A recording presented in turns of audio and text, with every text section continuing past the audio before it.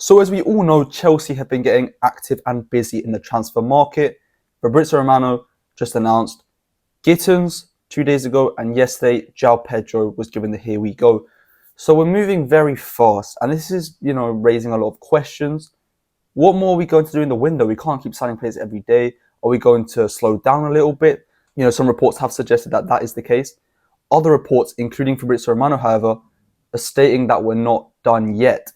So there's a bit of uncertainty, but we know what we've got so far. And with that information, I'm going to be creating a lineup of what I think will be Chelsea's strongest 11 next season. And then maybe we'll add in a few different players who we might sign, who are rumoured, and maybe try some new formations and roles and see what goes on. But let's begin with the main lineup.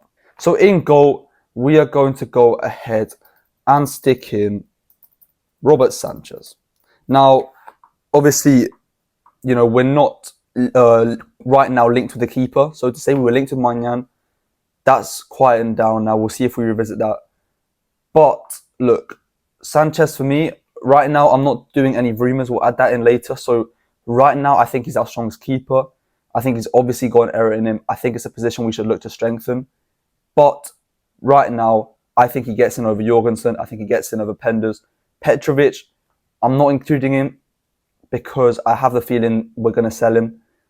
And look, I don't think he's going to be playing next season. Simple as that. So that is the reason why he's not included.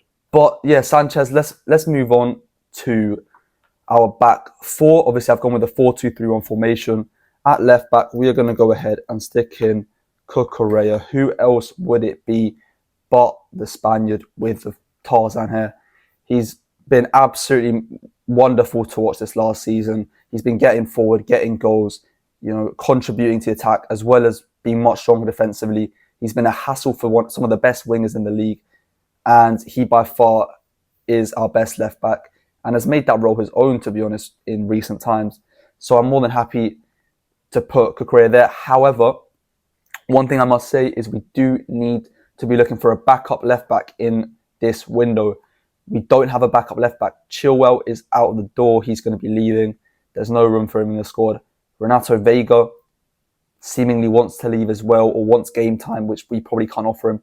We need to find a left back backup who is happy with being a backup, but can also chip in and be solid when called upon, because Cucurella, if he gets injured, that spot is a massive liability. And we've been lucky that he has been fit these last, years. He hasn't really had many injuries, and his availability has been good as of recent.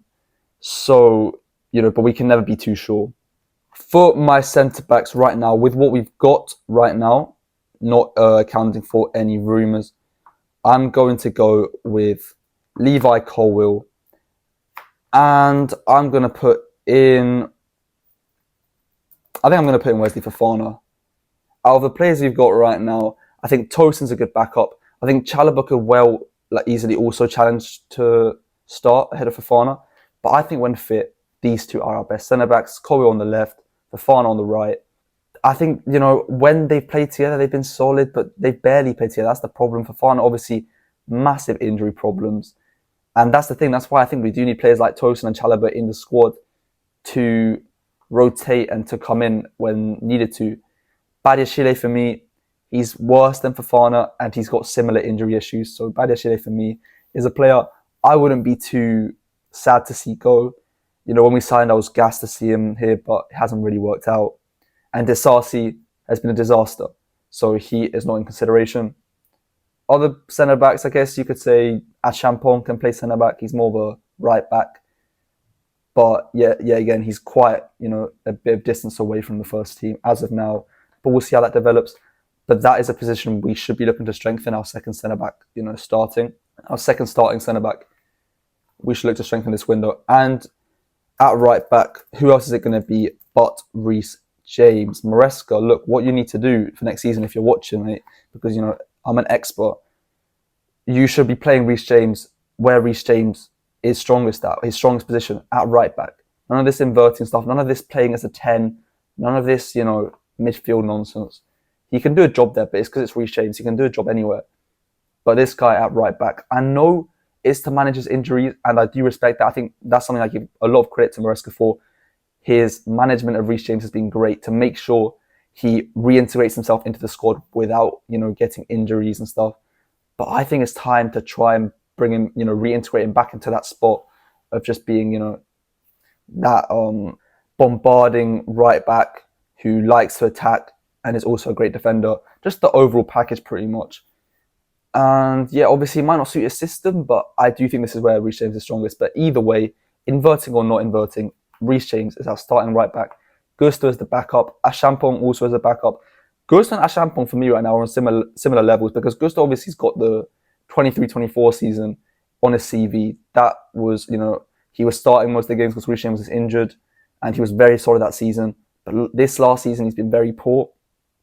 So Achampong, whilst Gusto's, stock has decreased, Achampong's actually gone up because of his, good cameos in Conference League and in the Cups, and even in the league as well. But I think both are a long way off Reece James, and if he stays fit, which, is looking positive, he's been consistently playing, minutes, quite a lot of minutes per game for the last few months now. So hopefully after this summer break, after the Club World Cup, he can come back even fitter and stronger. So that is ideally what our defence is going to be looking like. Now let's move on to the double pivot in midfield, the two midfielders. And look, this is kind of an obvious one, isn't it? We're going to go with Enzo Fernandez as one of them. Obviously, he's going to be playing more like an 8, sort of attacking role, box crashing, what he's been doing under Maresca, which he's been doing very well. And then obviously we're going to go in Caicedo with, as our ball-winning midfielder, as our deep-lying playmaker, as our box-to-box, whatever you want to call it. This guy can do anything on the pitch. Anything you ask him to do, he'll do it for you. Even stick him at right back. We've done that a few times this season, and he's done a job there as well. What a player, man. I'm so happy to say that Caicedo's a Chelsea player. He's one of those guys that you just have to appreciate the fact that he's at your club. And these two, for me, have been very solid this last season. I think one thing that's very good about our new squad is that we've got more depth for these lot. We've got a lot more cover. Because these lot have been very good, availability-wise recently. But, we can never be so sure. As I said before, Caicedo, there's been so many times this season where I've thought, that's it, Caicedo's got the ACL, or he's done his hamstring, he's done this and that. Because, the tackles that some people put on Caicedo are so aggressive sometimes, because they can't get the ball off him otherwise. Especially one of the Club World Cup against Benfica. His leg genuinely looked like it snapped. It looked like it snapped. I thought that was it. It's done. Caicedo's gone for 9 months. We have to just be thankful that Caicedo has stayed fit, because he is our best player when he's on the pitch, and probably our most important one as well. Enzo, on the other hand, adds a lot more in value in terms of goals and assists now. He's a very consistent goal scorer and assister. He creates a lot of chances. And, he can be inconsistent at times. And I think actually his best role isn't actually as an 8 or a box crasher. It's more as a deep-lying playmaker, playing the balls from deep. He's better in a deep position, in my opinion. But obviously, and we saw that in his first half season under Graham Potter, where he was by far our best player. But now he's had to accommodate for Caicedo and this new system that we play under. And he's accommodated well. So I don't mind this new role. And I think if he continues developing at this rate, he could be even better. So those for me are a lock. But Andre Santos, Lavia, Esugo, watch out for those 3 names, because those 3 names, they could easily have, when one of these players gets suspended or injured, they could, pop into the squad and have amazing performances. And then, the pecking order changes a little bit. But for now, these are the guys we've got, and these are the guys I'm happy with in these positions. Central attacking midfielder, number 10, whatever you want to call it. Who else is it going to be other than Cole Palmer? Our star man, our star boy, our poster boy, our franchise player, whatever you want to call it. Cole Palmer, you can call him a 1.5 season wonder. I don't care if you want to call him that. I watch this guy every week. He's our best player.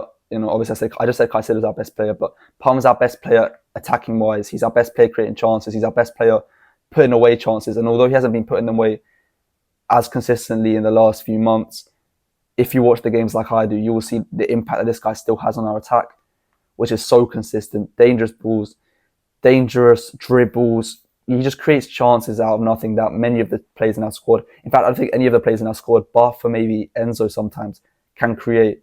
So, he's really that spark that you need. And yeah, I don't care if he doesn't score as many goals or if he's on a bit of a run of bad form. He, for me, is an undisputed starter. Now we look at our wingers. This is interesting because we've just made 2 new signings who can play on the wing. We've also got a lot of players in the squad already there. Tyreek George, for me, is not going to make it. Madueke, for me, as of right now, isn't going to make it into the starting lineup. And you know what, guys? Joao Pedro isn't going to make it either.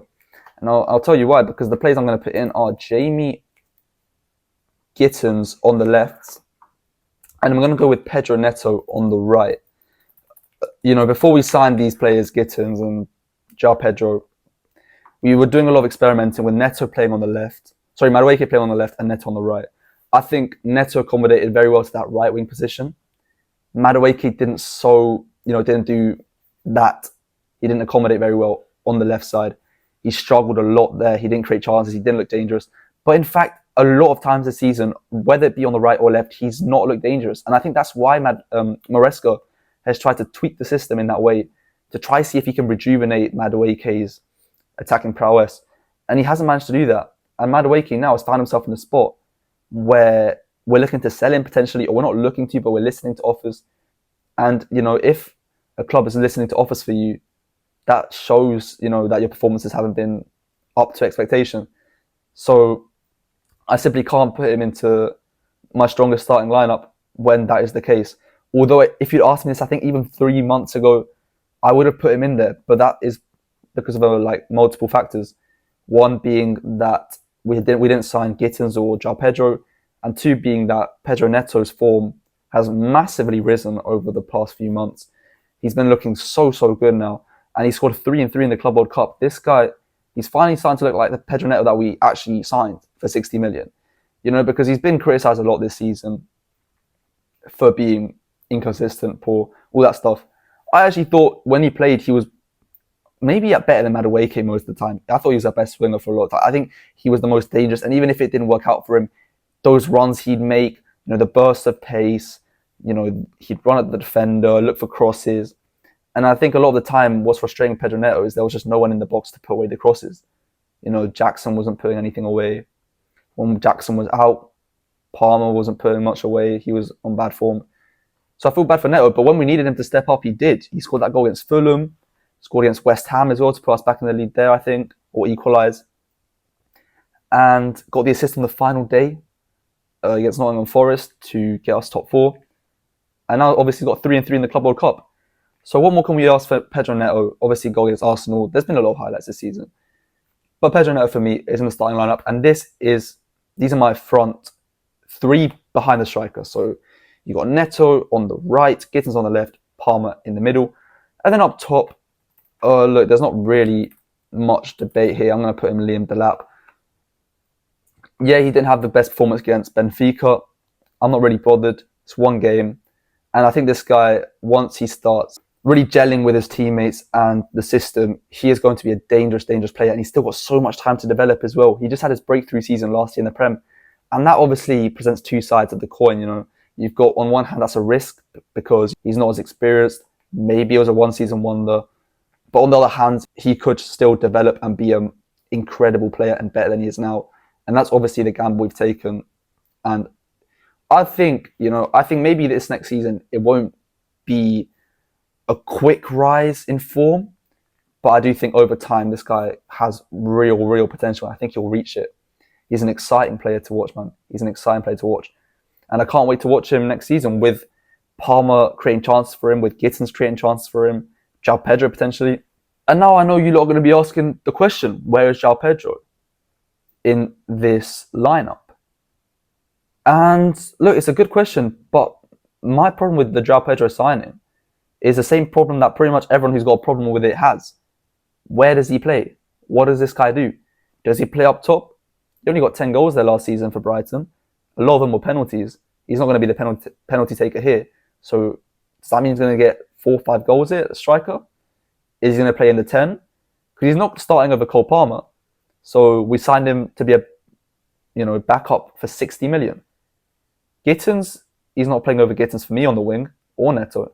So It's an odd one. I think he has to start in some way, at least for some games, because of the fee we've spent. But I don't know where, guys. I don't know where. I hope he gets a few cameos in the Club World Cup so we can start to see where that position or role might be. And then obviously in the preseason friendlies as well. But guys, I'm not really sure what we're going to do with him or what to do with him. And obviously that's Maresca's job to find out. And I trust him to find out. I am excited over the signing. I'm excited over any signing because I trust our directors to know what they're doing with these players. But I'm a bit confused about this one. Gittens, I'm a lot more confident about. I'm a lot more excited about. And I think he was a very important signing. Joao Pedro, maybe not so much. But he's still a good player. He's an exciting player. And, he's, again, young. He's 23. And now look, what can we do to potentially tweak this lineup with some rumours or potential transfers that we could be involved in? Now look, we've been hearing a lot. Let me see if I can edit this player yet. So we've been hearing a lot the name Antonio Silva. And look, this is a player who we just played against. We just saw live against Benfica in the Club World Cup where he was pretty solid. He made that goal line clearance from Cucurella's shot at the start of the game, which was wonderful positioning, wonderful athleticism. Because that shot was a good shot from Cucurella. That was going top corner, but he really does a leap, get his head on it, very strong. And you saw the passion after that. The celebration, it was like he scored a goal. It's wonderful to see a defender, have that attitude. And it's a position we need to strengthen. And again, he's a young player, fits the Todd Boehly blue coal model. And he's a talented player as well. He's got that centre-back framing. He's pretty fast. He's athletic. And yeah, I'd be happy to see the signing happen. Problem is, it's just rumours at the moment. There's no talk of what the fee would look like. There's no talk of the clubs actually engaging in conversations. But after the Club World Cup, especially, it would be interesting to see us try to move, or at least, test the waters with a bid or see what Benfica are asking for. Because this is a player we do really need to, or a type of player we do really need to sign. We do need another centre-back. That is, not controversial to say. That is probably now our biggest priority. Maybe some would argue that a keeper might be more of a priority. I would say they're quite similar. But this is a big priority. Speaking of keeper, of course, we were linked with him a while ago before the Club World Cup. Now, not so much. But I'm still going to stick Maignan into in net instead of Sanchez because I do still feel that if we signed him, and let's be honest, guys, if we sign a keeper, it's most likely to be this guy. He will instantly go into our starting lineup over Sanchez. This is one of the best keepers in the world, has been for a few years. He's experienced, but he's not too old. Keepers obviously tend to peak later and also deteriorate later as well. So he's still in his prime for me at 29, 30. And it would be a great player to sign. He's out of contract next year, so we could get him for cheap now. I don't know why we're so, obviously because he's older, we're so reluctant to pay that extra 3, 4, 5 million to get him. But it's worth it, bro. It's worth it. With the amount of money we made in the Club World Cup, we might as well spend it on a guy like this. And for me, this is a no-brainer. If I was one of the directors, this is someone you have to get. And I don't understand why they haven't. That's one of the most confusing things for me, the reluctance to sign older players. Because I do agree, in a sense, with the model of signing young players. I do like the idea of that. I might be alone on that, but I like the idea of signing young players, putting them on long contracts, and letting the value hopefully repay itself over time and giving them patience, ideally. And if not, you can still sell them for profit because they're still quite young, so clubs will want them. I don't mind that model too much, but when there's a player for cheap, who even if you sell for less than what you bought him for, it doesn't matter because you didn't sign him for that much. Like Maignan, and he's going to incredibly improve the starting lineup in such a crucial position. To me, it's a no-brainer, guys. But let me know what you think. So that's the second edition. And now look, I'm going to leave the midfield to Enzo Caicedo there perfectly. I don't think we need another midfielder. We've obviously got great depth in that position now with Andre Santos, Asugo, and Lavia. For me, this is the best midfield in the league. Fernandes, Caicedo, Palmer. That for me is a world-class midfield. We don't need to tweak it at all. But in attack, there have been some interesting conversations. Obviously, we've signed 3 attackers this window already. And, we're rumoured to want another one, potentially. Ekatike talk has died down a little bit. He's now more linked towards United, maybe Liverpool. Have Arsenal got involved? Maybe. Gyökeres, we've never really been linked with heavily. And yeah, I don't think we'll go and sign another out-and-out striker because we just signed Joao Pedro. We've got Jackson still. But who we are linked to sign is Maignan and Kudus, who is a talented player. And although he's maybe had one of his off seasons, one of his worst seasons in West Ham, it's still Maignan and Kudus, guys. And I think that could be down to changing in management, a poor squad around him. But for me, Kudus is such a good player, and I would certainly go in and get him.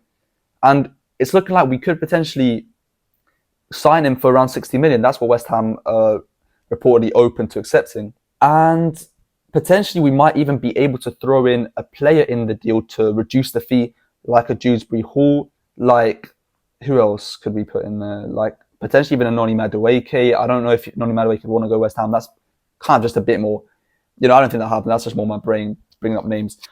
But certainly Dewsbury Hall is one of the players who might be involved in the package. And where would Kudus play? It's a good question. He, again, could be a backup 10 for Palmer. He could play on the wing. I think Kudus would be playing probably on the right if he does sign. So obviously, like I said, nobody is dislodging Palmer's spot from the starting lineup. However, Neto, obviously, like I said, Neto's a player who I really like now. He's been very good. But if we do sign the Kudus, guys, look at this team. This is a very, very solid team. And I don't know if it's more solid with Neto in it or Kudus in it. They're both very good players. But Kudus for me is a player who, he's a needle mover for me. He is a needle mover. He's, 25, 26? This is a great player. I would go and get him off the Club World Cup. But I would go for these guys first, Antonio Silva and Maignan, or just a centre-back and a goalkeeper. It doesn't have to strictly be those two. That's just who I've been hearing or we've been linked with more. But to me, this is our strongest lineup for next season. Maignan, Reece James, Antonio Silva, Cole, Cucurella, Caicedo, Enzo, Kudus, Palmer, Gittens, Delap, with obviously 2 of our new signings and 3 that we are rumoured to get. So let me know what you think of this team, guys. Let me know if you think we should be trying maybe other formations. There's been a rumour that we might be trying to play a front 2, and that will accommodate Joao Pedro. Some sort of, role change there or tactics change. Let me know what other signings you think we should make. Let me know if you think any of the players we currently have are better than any of the ones in the starting lineup. But yeah, that is all for today's video, and I'll see you lot next time in a bit.